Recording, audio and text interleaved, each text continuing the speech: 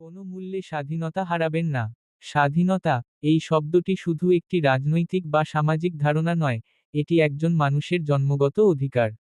এটি এমন এক শক্তি যা মানুষকে নিজের মতো করে বাঁচার, চিন্তা করার, এবং নিজের পথ নিজে বেছে নেওয়ার সাহস যোগায়। কোনো মূল্যে স্বাধীনতা হারাবেন না, এই বাক্যটি কেবল একটি সতর্কবার্তা নয়, বরং এটি একটি আদর্শ, যা মানুষকে তার ন্যায্য অধিকার রক্ষায় অটল থাকার প্রেরণা যোগায়। স্বাধীনতার প্রকৃত অর্থ কি? স্বাধীনতা মানে শুধু রাষ্ট্রের পরাধীনতা থেকে মুক্তি নয়। এটি মানসিক, সামাজিক, অর্থনৈতিক ও সাংস্কৃতিক প্রতিটি স্তরে মানুষের মুক্তিকে নির্দেশ করে।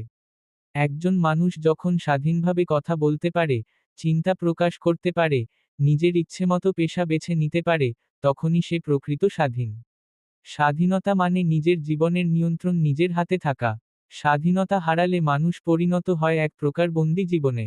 কেউ যদি চিন্তা প্রকাশে বাধা দেয়, কথা বলায় শর্ত আরোপ করে, জীবনযাত্রার স্বাধীনতাকে নিয়ন্ত্রণ করে, তাহলে সেখানে স্বাধীনতা নেই, সেখানে আছে নিপীড়ন ও ভয়ের শাসন। স্বাধীনতা হারালে সৃজনশীলতা থেমে যায়, প্রতিবাদ বন্ধ হয়ে যায়, মানবিকতা মরে যায়। ইতিহাস আমাদের কি শেখায়? বাংলাদেশ সহ বিশ্বের বহু জাতি স্বাধীনতার জন্য রক্ত দিয়েছে, জীবন দিয়েছে। আমাদের মুক্তিযুদ্ধ স্বাধীনতার এক উজ্জ্বল উদাহরণ।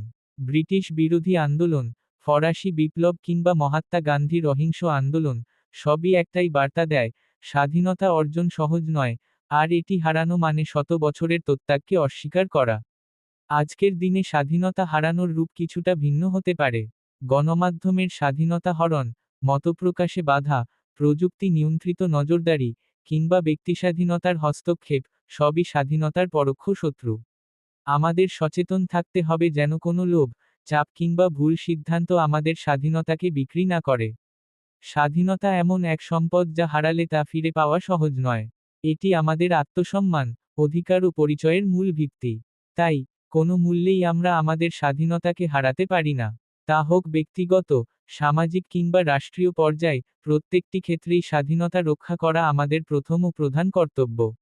মনে রাখতে হবে, স্বাধীন মানুষই প্রকৃত মানুষ। যে স্বাধীনতা রক্ষা করতে জানে না, সে কখনো সত্যিকারভাবে স্বাধীন ছিল না। কোনো মূল্যে